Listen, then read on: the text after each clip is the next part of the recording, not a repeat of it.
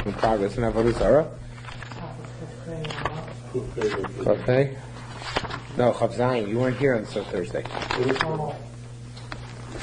We're on Chav Zayin. We're on 53. 53, all right. Yeah.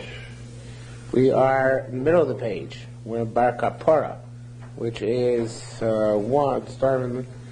It's almost halfway down the page. We're starting at the top. You got 1, 2, 3, 4, 5, 6, 7, 8, 9, 10, 11, 12, 13, 14, 15, 16 lines down.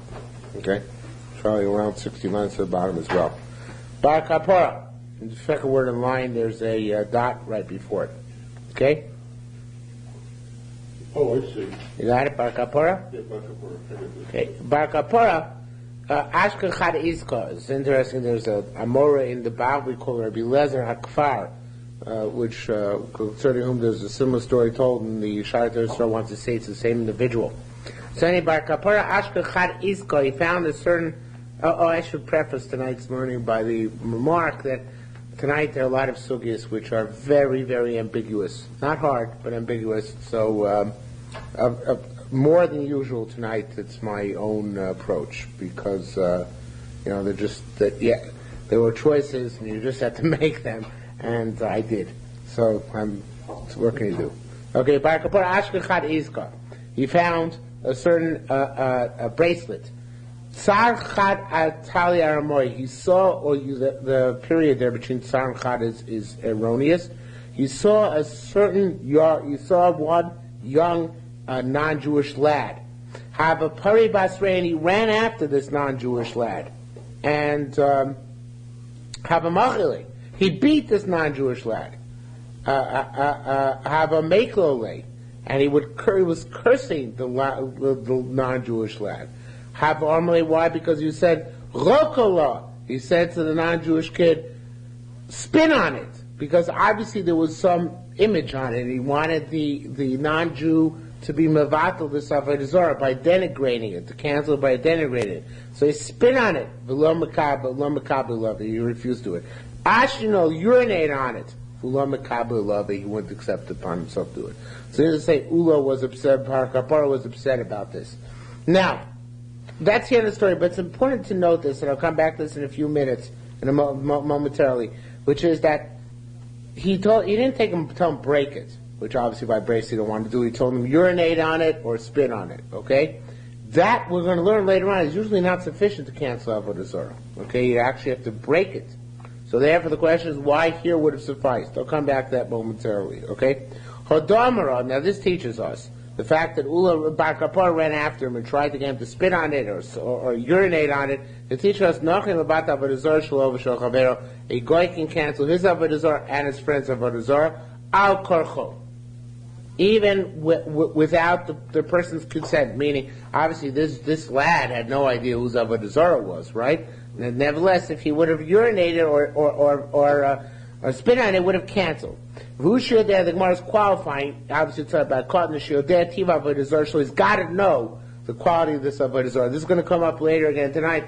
In order to be considered Oived Avodah Zarah under certain circumstances, and in order to cancel Avodah Zarah, you have to be old enough to know what the Avodah Zarah is about. And obviously, this lad knew what the Avodah Zarah was about because he refused to spit on it, he refused to urinate on it. So obviously, he knew something about it, right?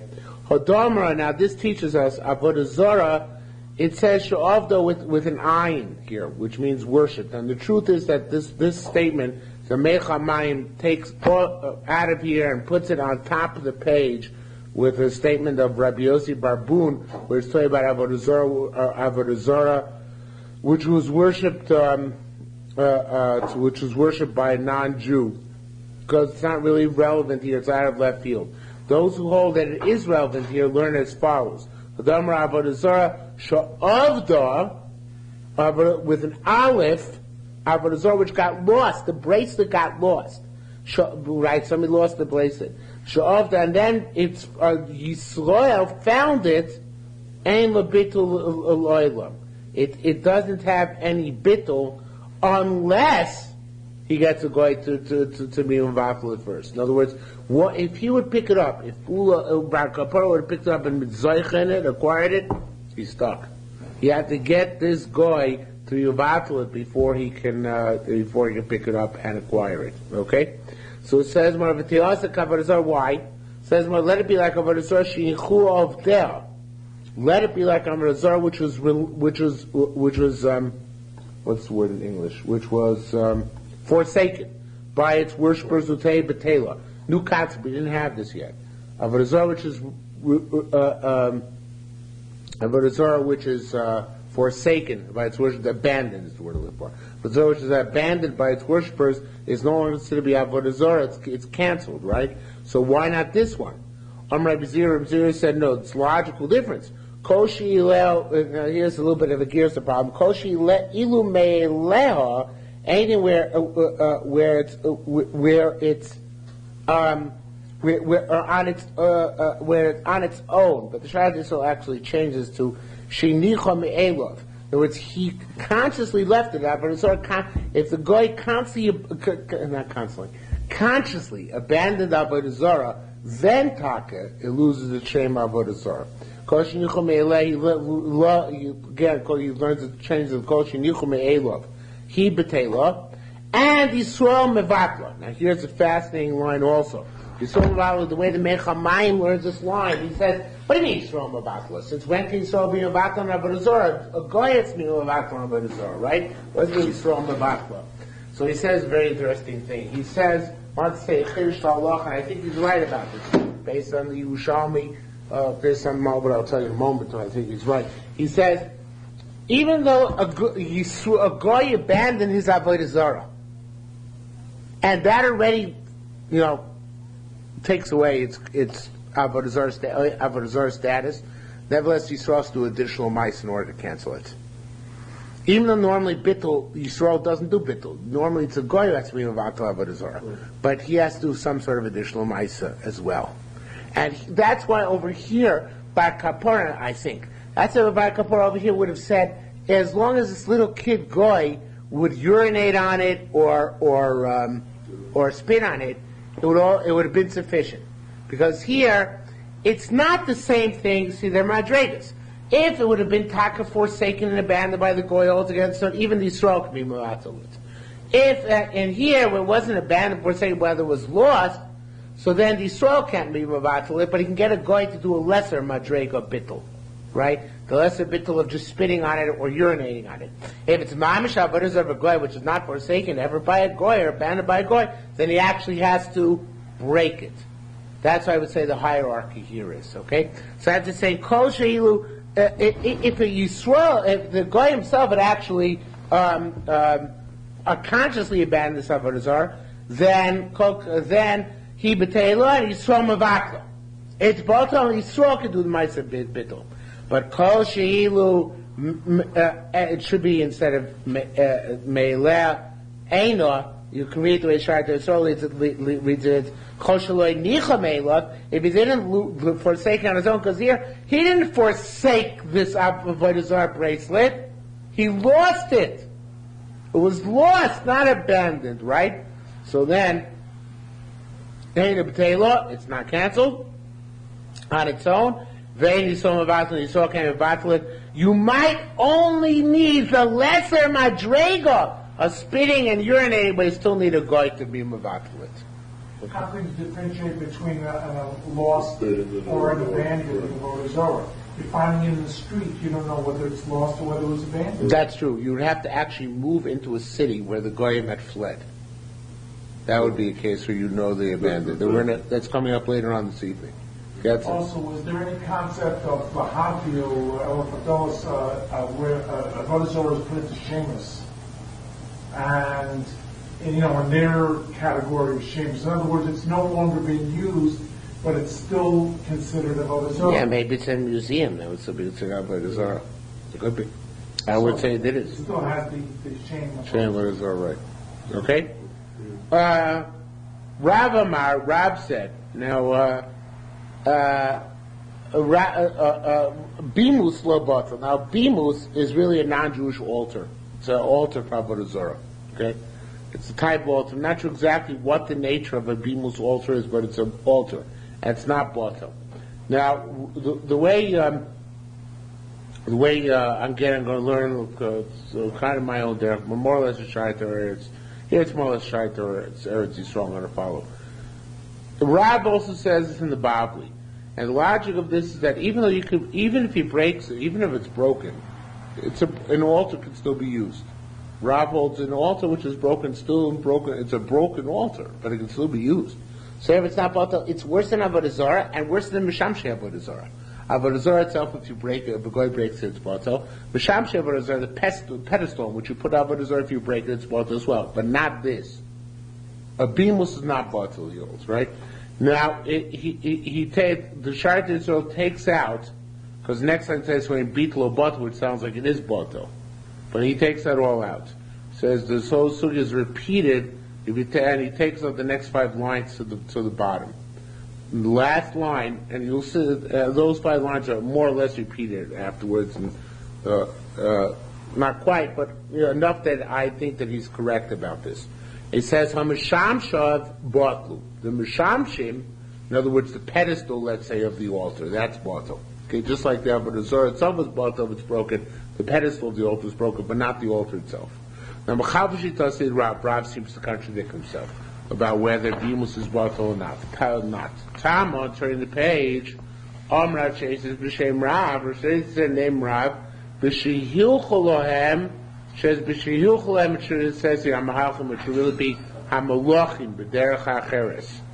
V'Achu Amarachein, and here he says differently. There's a fascinating question. Later on Daf Ches B'Daled, the Gemara says that if they put up an altar for the purpose of a king, right? Let's say the king was going to pass through Chicago, and they put up an altar for him on Michigan Avenue, right? So that altar is contingent on his passing that way. If he doesn't pass on Michigan Avenue, but he goes down some other street, right? Instead it goes down State Street, so the altar on Michigan Avenue never became altar. Why is that? Because the king didn't go that way. It was a bimus for the king, and the king didn't go that way, right? So it sounds like you can cancel an altar. An altar is not necessarily completely is subject to cancellation to bittul. So how come Rav said here you can't? Says the Gemara is no comparison. Kam b'shakiter, kam b'shalokiter. There, here in our case, about an altar where you already sacrificed on it. So of course you can't cancel because it's already a sacrificial altar, and even if it's broken, it's still called a broken altar. But there, when the king chose to go down State Street instead of Michigan Avenue, so then they didn't sacrifice on that altar. So that altar, certainly by definition, never became a true altar, and therefore it's subject to cancellation. Va'afilu tamer, and even you say kan b'kan, you can say in both cases, here the Shiur Yisrael changes, and I think it's correct, b'shalokiter.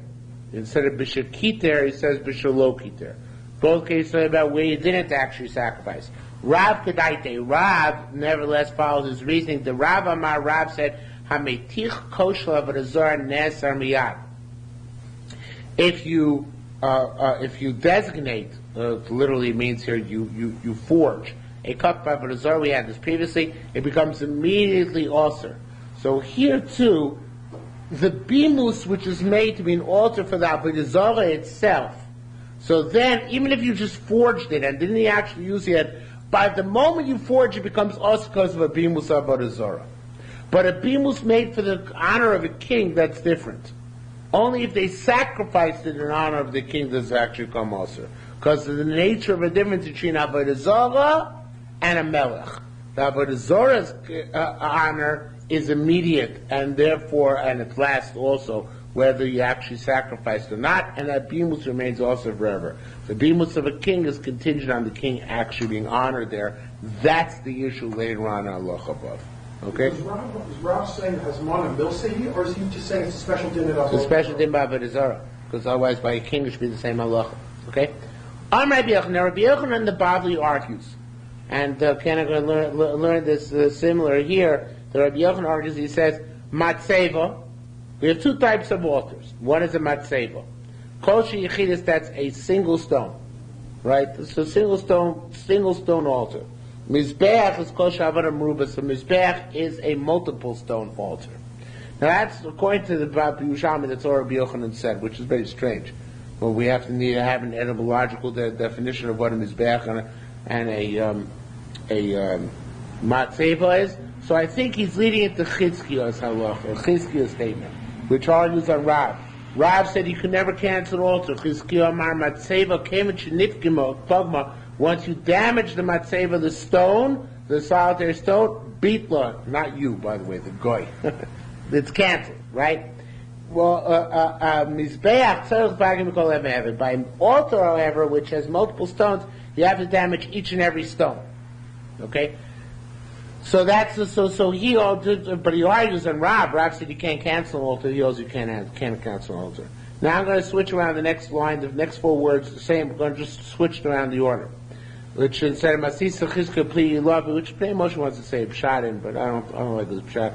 I want to say Masniza Pli Love the Chizkiya. The following brisa argues on Chizkiya. Now, the following brisa is going on a pasuk. It says when you get in, and the pasuk is brought down later in the Gemara. It says when you get into Eretz Yisrael,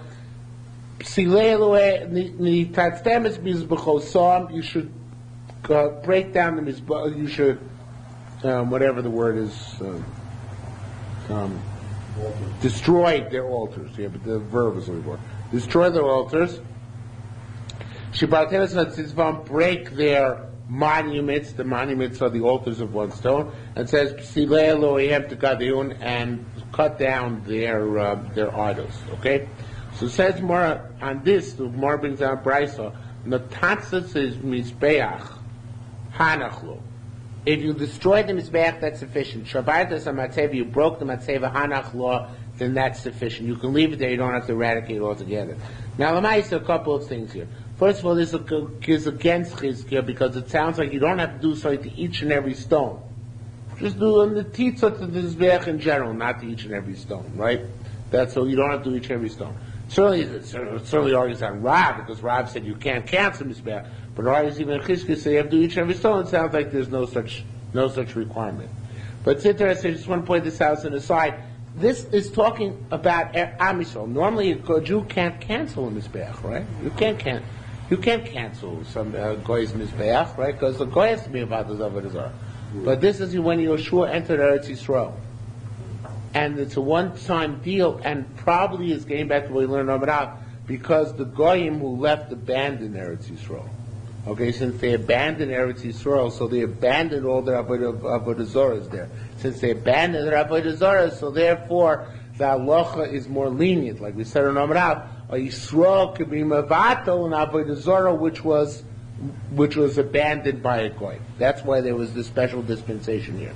Okay, but Bina is made still argues on Chizkiya, because Chizkiya said you have to do each and every stone, and here it says no, you don't have to do each and every stone. Okay, says Gemara, Rabbi Zira and Rabbi Yitzchak Bar Nachman b'shem Rabbi Yosha, and Rabbi Chir, Rabbi Lozer b'shem Rabbi Yosha said B'sumo is the pasuk Yeshaya, which teaches us B'sumo kol avnei mizbeach. Hashem is going to make all the stones of Mizbeach avnei girmenu potzos, like chalk, which is battered and smashed. So what does that mean? Rodov achareihem, you must pursue these mizbachos until you eradicate their very mud from the world. Now, that, however, is talking about mizbachos which were built by whom? Who do you think Yeshaya is talking about? Mizbachos which were built by Jewish, right? Jewish Avodah Zarah. So that's true over there. There you have to tackle like Chizkiya do, absolutely batter it down, right? Which is totally destroyed. But here, when one made by a goy, particularly in the case where they abandoned it, he broke it, that's enough. You disturbed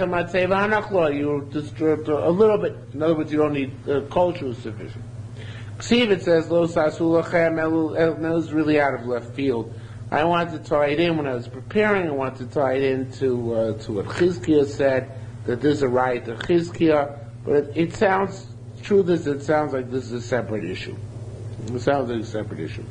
So Ksiv, it says, don't make yourselves foreign gods. Don't make yourself idols and graven images. What's the difference between putting up? Between making and putting up, same thing, right? So it says the Gemara, Rabbi Hila said no. Asiya bitchila. Asiya means you can't put them up. Kima means koshia dipo. If it fell down, like command, don't re-erect it. Okay. So one is talking about don't make it, and the other says if it fell down, don't re-erect it, right? So that's when you find out about a Zorah lying in the street, you don't put it back up again, okay? Siv, it says, it says break their mizbachos, or destroy the mizbachos. Shibatim, it says, break their matzevos. And it says also, Psi Elohim to Gadeun, right? So the three verbs, Netitza, Shvira, and Gedia. So how do we know Litena so Omer Bezel? How do we know that the verbs are interchangeable? You can do this on that. Ves Omer Bezel and that on this. It's starting Itza Martus. It means it starting means it's mix and match. It can work either way. O Shipur, O Gidua, O Netitza, either breaking or eliminating or destroying the Chol Achatz V'Achatz each and every one. Okay, again. There are ways to link the sugi which began with Lo Ta'asu Lachem El Elim, 6 lines before the Mishnah, with the sugi beforehand, and learn that it's going in Chizkiah and it's right for Chizkiah, right against Chizkiah, and some of the Meforshim here do that, but I don't want to bother. I'm not sure it's correct, and therefore I don't want to actually do it. Okay? At first I thought I wanted to do it, but I'm not so sure it's correct. Okay, Ketzim Avatla. How is the goy mevatel is Avodah Zarah? Okay, there's a physical bittul. Kota rosh ha'isla. You chop off the head of the ear. Rosh chotam, the head of the nose. Rosh ha'isla, the head of the finger. Pachso, you bashed it in. Abi shlo chosro, even though it's not missing any pieces, but the bittul that's mevatel. Raka, but for now, however, if you spat on it, hishivanah, you urinate on it. Garura, gar means you dragged it on the ground. Zorba you tossed excrement out of it, I raise the ain't a potato, it's not bottle. Now we said of an aleph that if a guy lost it and you did that to it, that suffices.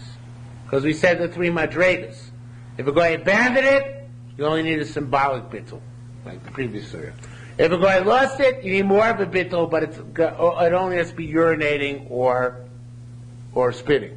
If a guy didn't lose it and didn't abandon it, they need actual breakage. Okay? So our mission is going on a goy, didn't lose it, didn't abandon it, you need actual breakage and the other things don't suffice. By that, some of these activities may be actually part of the Avodah Zarah.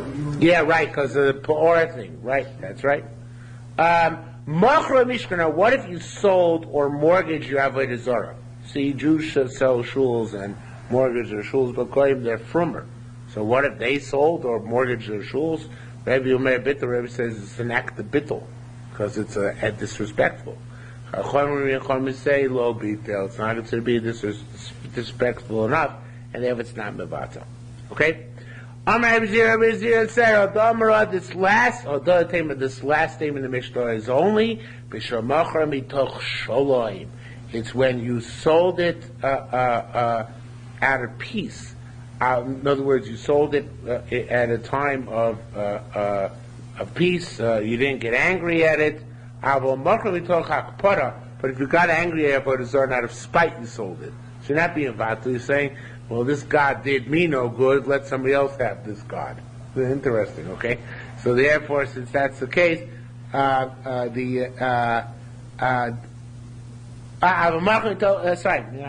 mixed that up.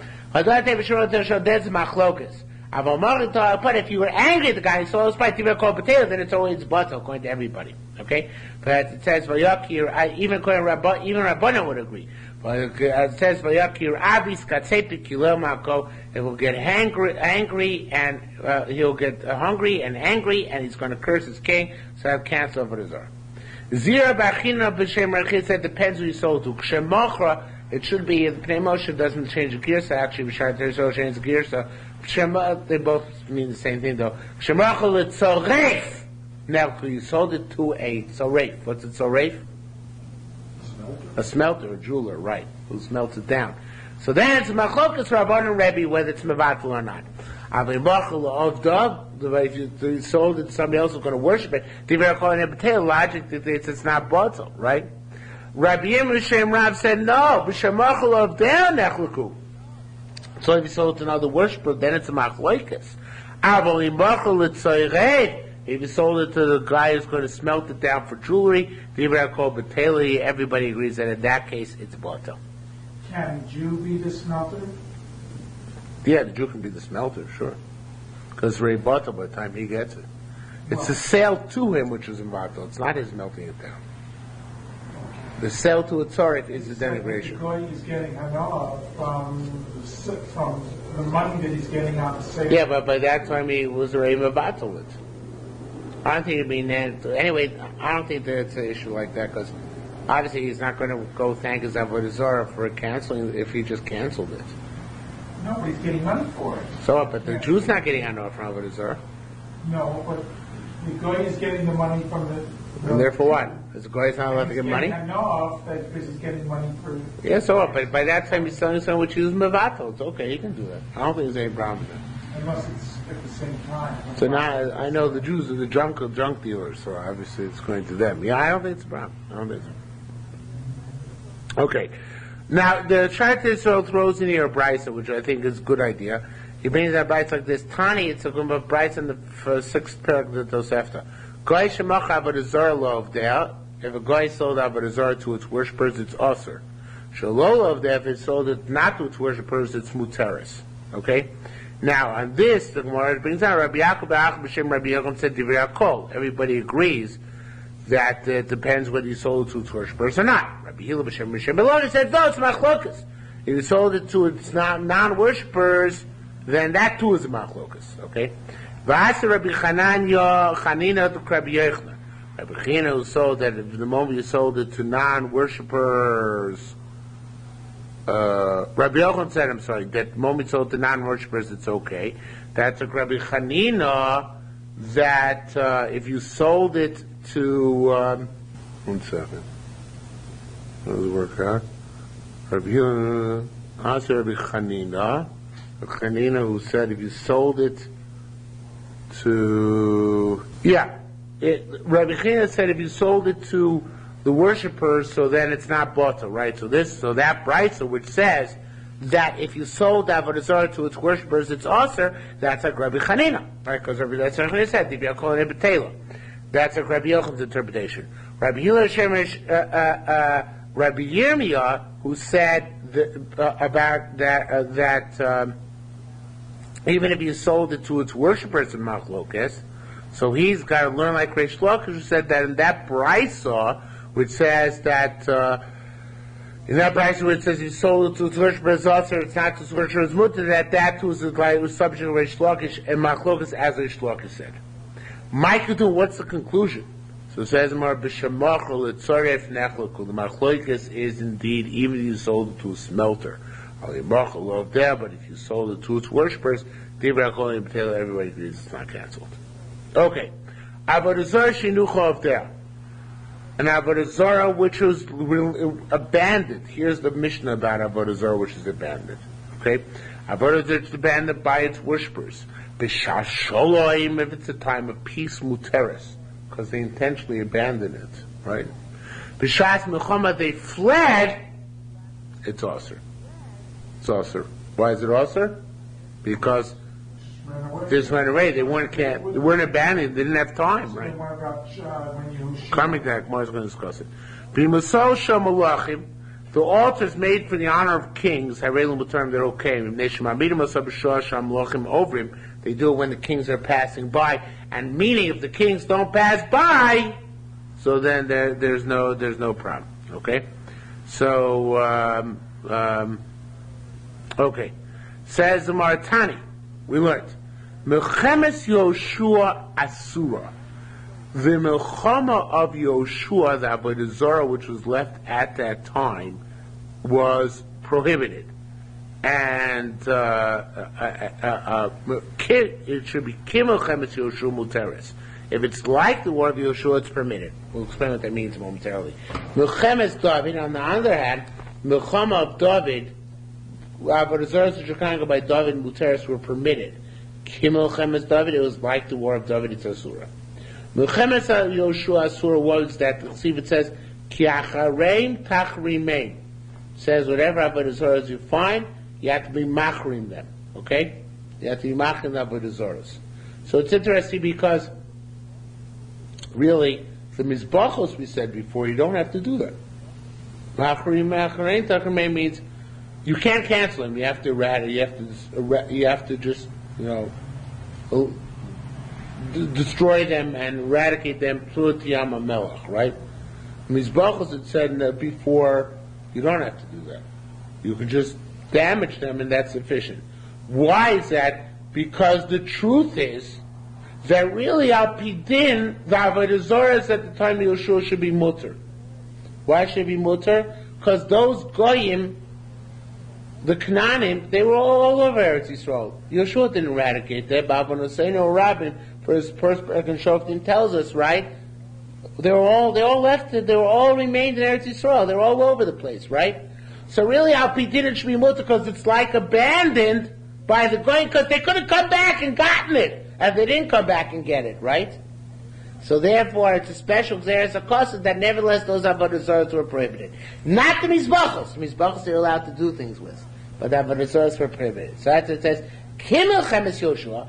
Another time in Jewish history where there to be a war like Yeshua's war, where they could have come back and retrieved them and they didn't. Muteres. Those Avodah Zarahs to be muter shila shah because they're only gone for a short time. They were still 14 years, whatever it was. They were in a state of fear. But then the Canaanites, crept back and they took over at certain times. Yavin's time, other times. So therefore, since they didn't actually take it, so therefore it should be muter. Okay. So it's just a special case by Yeshua's Milchama that it wasn't mutter. And vice versa, Milchemes David muteres. The Milchama of David was mutter only really when David could wage war against Goyim, he killed all the Goyim. The truth is he didn't always kill all of them, but even those he didn't kill, it seemed, I want to say a little bit of a chiddush here, that he took them and he made them like Ger Toishovs. In other words, because Allah says if you conquer a non-Jewish nation, you can make them, tributaries, they have to pay, and you can leave them alive as long as they accept Shev Mitzvahs. So I'm wondering that maybe a guy who accepts Shev Mitzvahs already can't be a Mavatal Avodah Zarah. I don't know about that. I'm not so sure.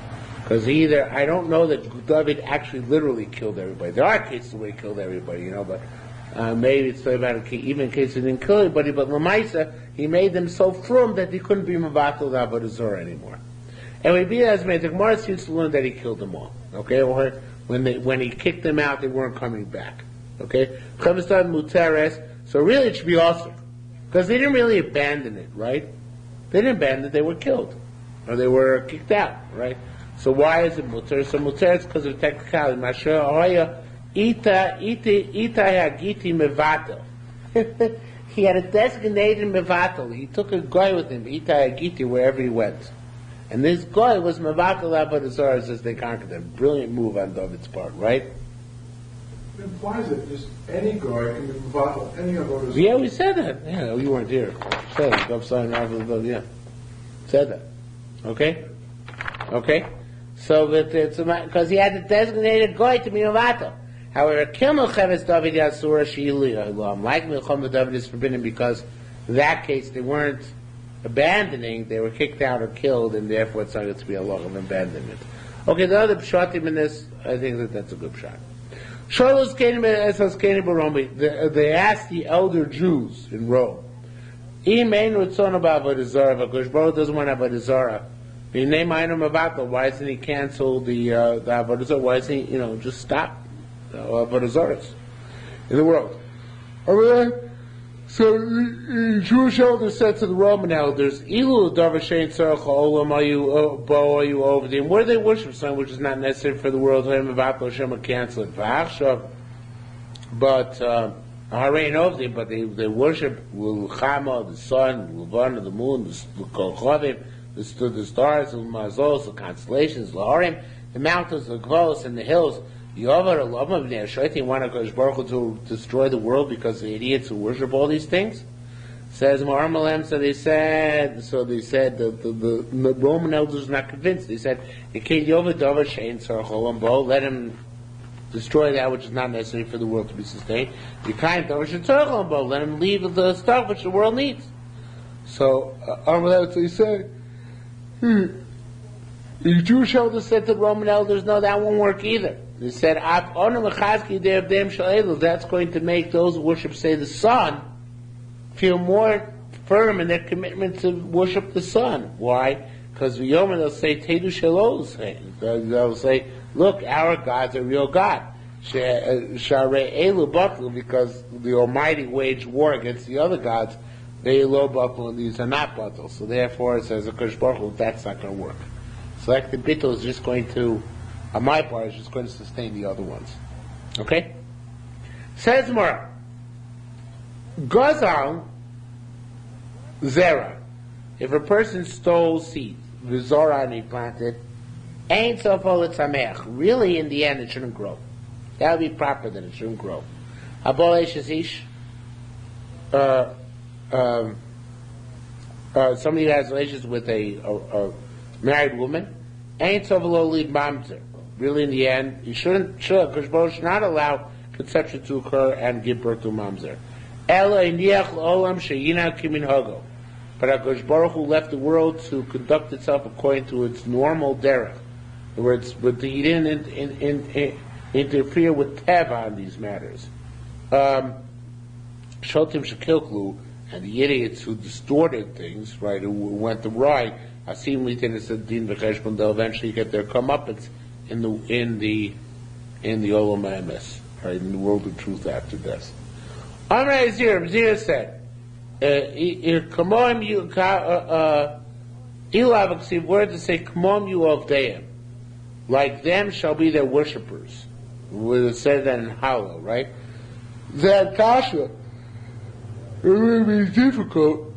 Of the Achama Kachama of the Avana Kilavana, then you want to say that the person. What about the person? People worship the sun and the moon. Then that would have been that would have said that they're like the sun and the moon, and we don't want that because that will make them themselves Avodah Zarah. El Kamom, you will say that to say like them shall be those who make them, meaning the idol worshippers who make idols, the idol manufacturers who make idols will be like the idols they make. Okay, because that obviously is derogatory, and that obviously means they're going to be negated. So that's the parallel. Ramana said, "Iluksiv Kemoam, you of them." No, even were to say like them shall be the worshippers. Low kash is not a problem. The it says in the world to come, the moon will be embarrassed, and the sun will be shamed. So we see that even the sun and moon will eventually be eliminated, and the light will be a divine light. Eventually, the Avodah Zarah itself, Leo's bow will come, and it itself will spit in the face of its worshippers, sun, and will embarrass them, and then the Avodah Zarah itself will cease to exist. Turn the page. All those who worship solely will eventually be embarrassed. When Nachum Shemani said, "Asida Avodah Zarah lios bo b'karasim ne'akadosh Baruch Hu," eventually Avodah Zarah will come and bow down before God, as it says, and then it'll be negated from the world. All gods will bow down to HaKadosh Baruch Hu. Okay? Shifting gears, totally as a matter of fact. That's it for Avodah Zarah, guys. Now we talk about, don't worry. Just kidding. No, now it's all about Yain Nesa. Go back to Yain Nesa. Okay, that's it for the Avodah Zarah part of Avodah Zarah. Lochim Gas Putamina Nachin is a very interesting sugya actually here. It requires a lot of tikkuning gears. Lochim Gas Putamina Nachri. You can take a gas. Have you guys ever been in a vineyard? Actually, it's not a vineyard, in a winery. Winery? When you went sailing, they didn't take you to a winery? So, you might rent it. Drinking while You drink and sail at the same time. You're my Renaissance man. You got to do these things. Okay, look, this is the way, roughly what it looks like.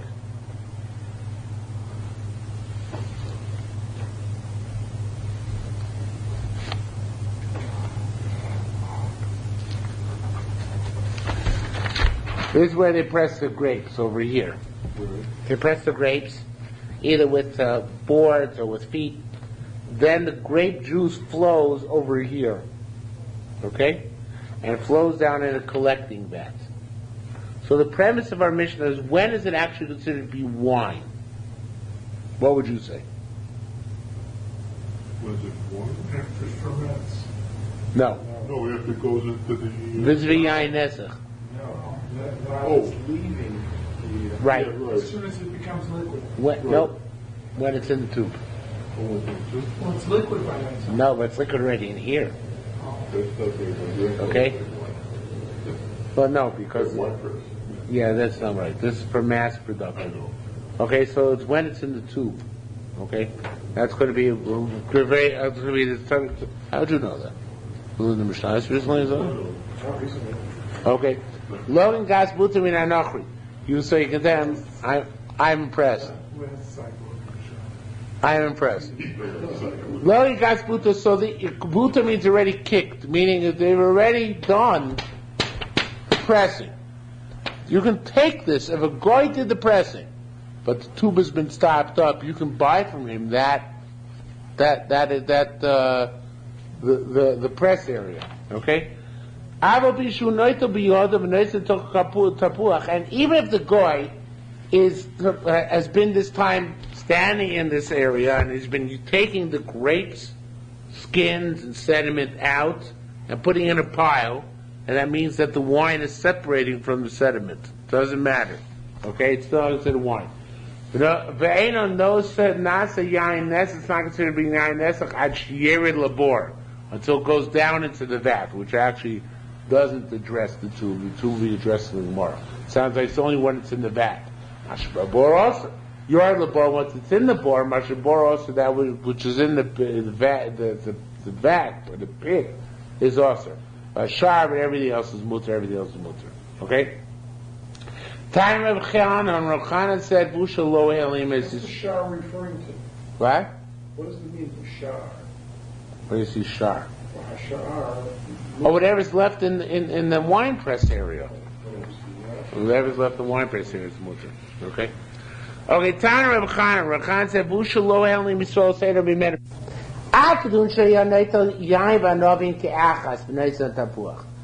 That I understand. That would say the Mishnah that even the guy is taking the sediment and grapes out, so grape skins. So that I understand, if he's taking the wine and the grape skins and putting on the pile together, in other words, it's not separating. What if he put each one independently? Meaning he was separating in the wine press area. He was separating. It should say afilu kain. Here it says afilu mean, but all the portion change it. Afilu kain mutter. As long as it hasn't gone down into the collecting vat, it's still okay. Okay. Now, there are different interpretations of this line here.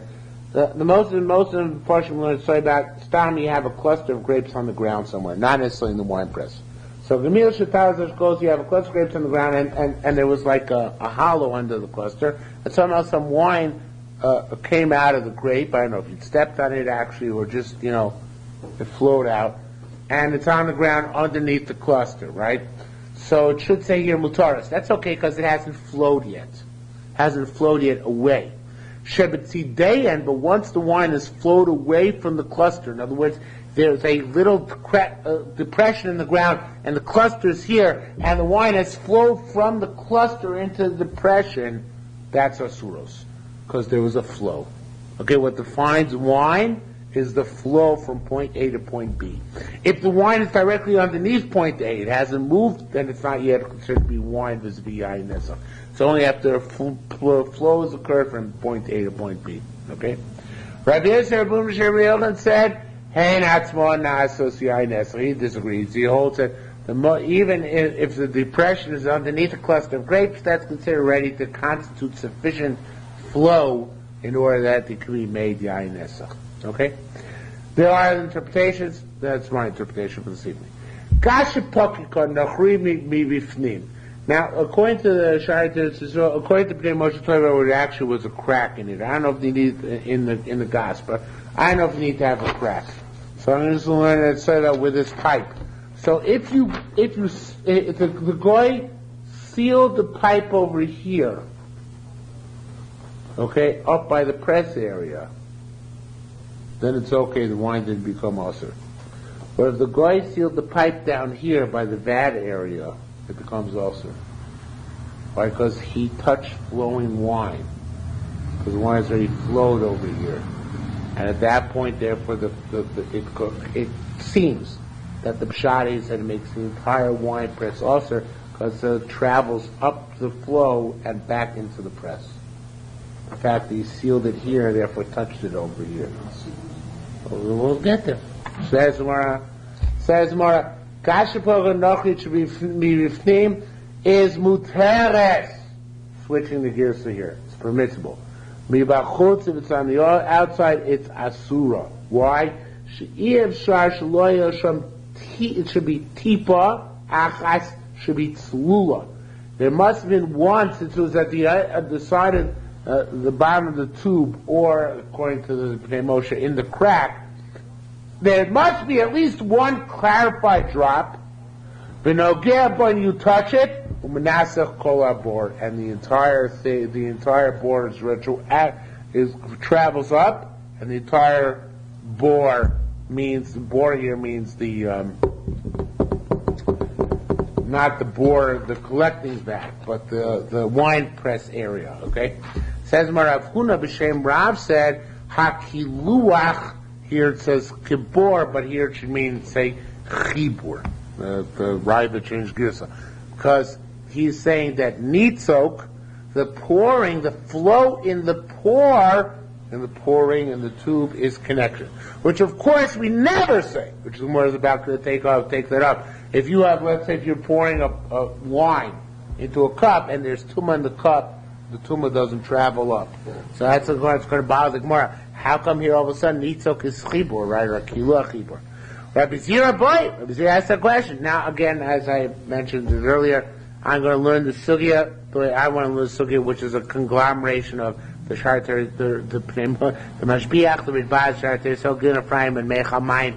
None of them learn precisely the way I'm going to learn, but I'm going to gather things from their shitas and make it work the way I think it would like it. I would like it to work. Rabbi Zira asks, "B'chos ha'leisat ovid ha'nitzok chibur." All ganshas nitzok, that which is poured, is not a connection. Here, that supports a connection. So if the nachri is sealing on the bottom over here, it travels up the yainessach, up the ladder, so to speak. How could this be? Like you said, it's good achis, right? Good achas is in Oh, good asik, right? It's good asik. So how could that be? So it says the Gemara, it doesn't work. So Ravuna said, held. Nisnasech habor, nisnasech hakiluach, nisnasech hakiluach. It's the word low, they take out, nisnasech habor. What he says, what he holds is something else. He says, actually, it's all by the question. The Gemara assumes that Rav Huna holds that nisasech habor, nisasech kula, nisasech habor, right? In other words, that there's a chibur, and that where therefore, if he touches here, the flow, it's like touching here. If he touches here, it's like touching the flow. That's what Gemara assumes. Says Gemara, no. Says Gemara, nah. Rabbi Ba law marking. Rabbi Ba doesn't know that way. Rather, el nisnasech habor, lo nisnasech hakiluach. Nisnasech hakiluach is supposed to be lo nisnasech habor. It doesn't work either way. In other words, avade. We don't know nitzok is chibur. There's no connection via nitzok. The flow is not a connection. Mighty Amar Rav Huna, that which what Rav Huna said, b'shem Rav, name of Rav, hakiluach, it should be again chibur, that the flow is a chibur. So Rav Huna said it's a unique case here. Kishem shabor misnasech, kacha kiluach misnasech. It's a unique halacha b'yayin nesech. Now it's not clear if this is a deraisa or the rabbanon. Okay, I'm not sure whether it's the deraisa or the rabbanon. One can learn either way. But here's a special, it's not that the nitzok is chibur.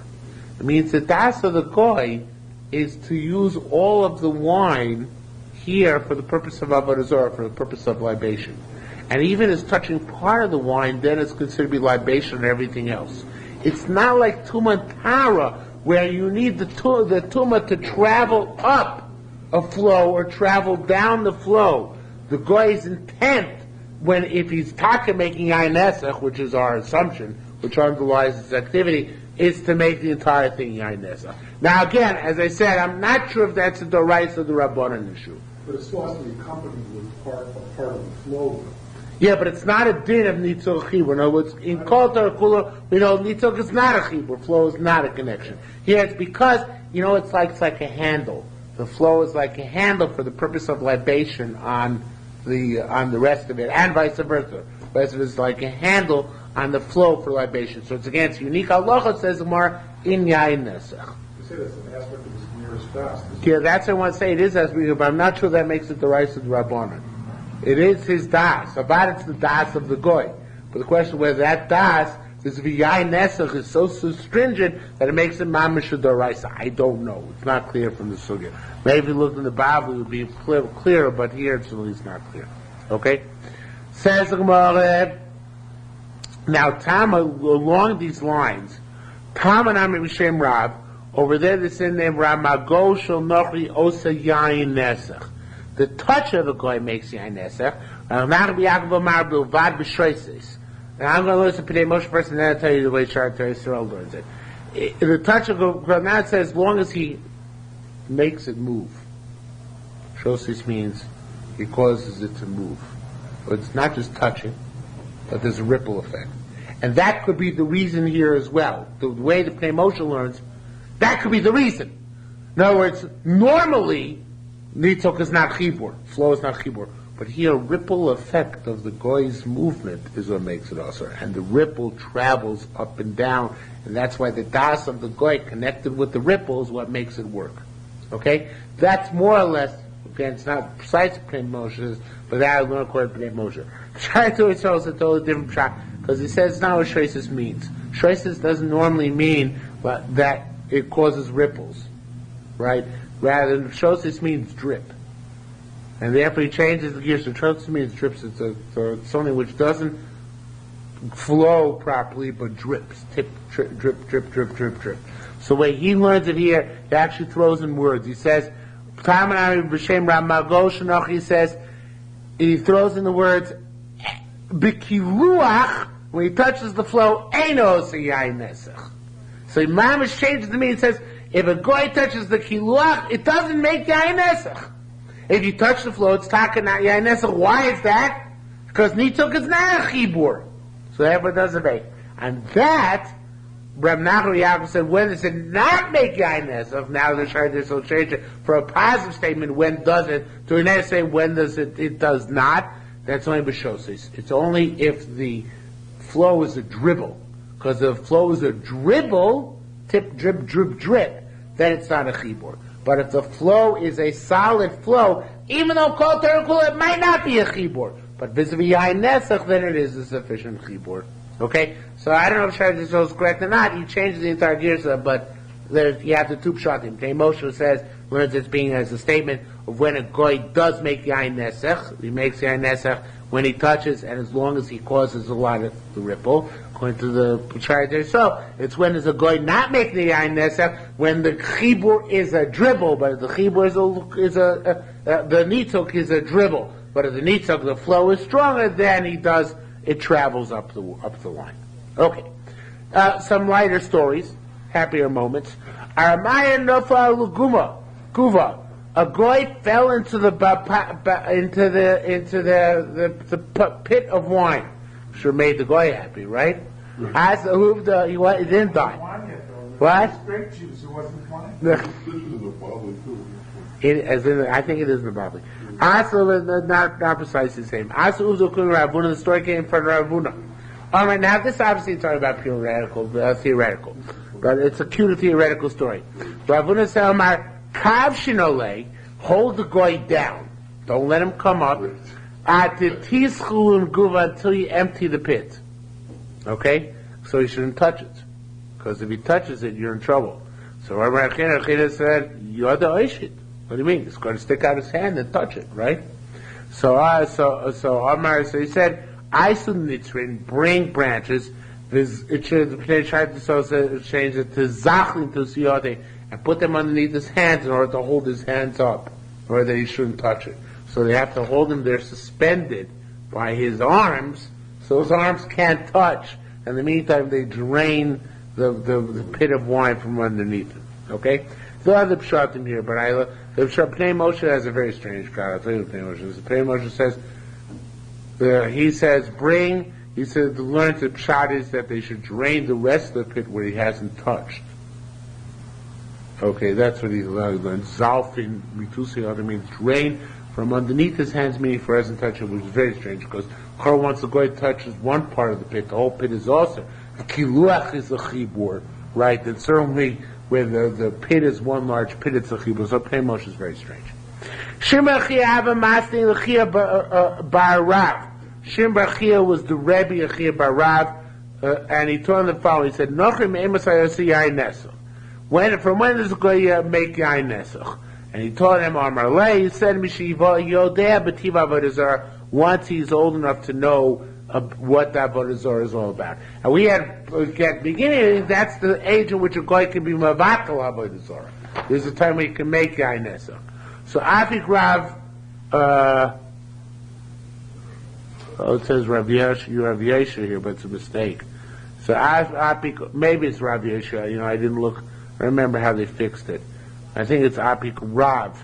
Yeah, it's Rav Reshe. It should be Roshe. Rav Roshe means because a similar story we had back in Eruvin. About Rav interrupting while his kid was starting. So there it says Apik Rav Roshe mean Kapsa. He stuck his head out the window to correct them. So that's how they changed the gears to here too. Apik Rav Roshe mean Kapsa. He stuck his head out the window and he said the following. He said, that's only true below Kech, it should be Avodim min Anochri. That's when you buy an Eved. Interesting thing. An Eved really shouldn't make Yain Nesach, because an Eved belongs to a Jew, right? He only makes Yain Nesach, therefore, from the time that he's suspect to worship Avodah Zarah. Because then when he's Yodeh, B'Tiba Avodah Zarah, he's suspect to worship it, then he makes it also. Avo Nachri Atzel, but a guy, a GFB, right, a guy from birth, so then Taka Ben Yoima also Yain Nesach, a little baby guy who comes in contact with Jewish wine, kosher wine, he makes the Yain Nesach immediately. Even though he doesn't have God. Even though he doesn't know, right. Obviously the Rabbanon, I assume, yeah. Okay. No, it's the Rabbanon. No, it's the Larachokah. It's the Rabbanon. Okay? Says more, remember the guy in the pit, right? So he starts drinking with his mouth. We're holding up his arms, but he starts drinking with his mouth. So that make up Yain Nesach. Rav Adam Shem Rabbi said, Ein Nochri Yosei Yain Nesach, but he's got to use his mouth, because libation, he's got to use his hands. Libation is no libation with the mouth. Rabbi Yirmiyah B'Shem Ra'avot said, Anochi Yosei Yain Nesach B'Piv, yes, he does make Yain Nesach with his mouth. The Tani came, we also learned, it says agronisus, but it should be agronimum.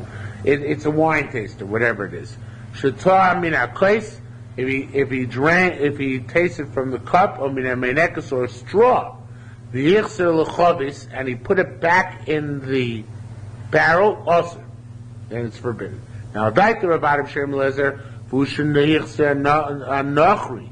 This is talking about where the guy put it back, meaning with his own hands. In other words, he took it out of the barrel, right? Either bought with his mouth or with a straw or something, and then he put it back. Since the putting back makes it also because he touched with his hands when he put it back. That's the assumption. Okay. I'll die to Rabbi Yirmiyah, but according to Rabbi Yirmiyah, who holds a person with goy makes yainesa b'fiv. So according to Rabbi Yirmiyah, Shem Rabbi Avo, so I feel even if Yisrael put it back, even the goy didn't come to physical into tactile contact with the wine, since we're in his mouth at some point, then putting it back into the mixture in of itself, even if a Jew puts it back, will make it also. Okay, so it remains a machlokas. I don't know what the halacha is, whether it makes, whether you use them, where the mouth makes it also or not. Mr. Mora Machmir. Okay, halacha this. Dorchim anochi begas. You can press grapes with a guy in the vineyard, in his wine press, because not yain nesach. So you're not driving enough from yain nesach, because it only comes yain nesach when it goes down to the bore. So you can do it for pay. Avalo botzimo, but you cannot harvest with him grapes, because the halacha, this town holds, you can't cause tumah to wine, to chulin in Eretz Yisrael. And this is chulin in Eretz Yisrael. You can't press with it. I can't harvest it, because it's going to make it tummy. Yisrael shuleis betuma. If you have Yisrael who's making his wine betuma, and that's going to even be trumus umaisus, right? Lo dorchim lo botzimo, then you misayed avera. You cannot do neither the harvest nor the pressing, because he's going to mitame trumus umaisus. Aval molichin mo chavias lagas. But once the you can carry barrels with him, transport, because at that point there's no Masayed of Avera. Bring from the wine press. So it's doing from the wine press again, then there's no Masayed of Avera. That which you said you can press with the goy, and it's not a problem of causing tumas where the goy is already metameyet, right? Where the goyim already pressed them, shtiv erev in the form of an X.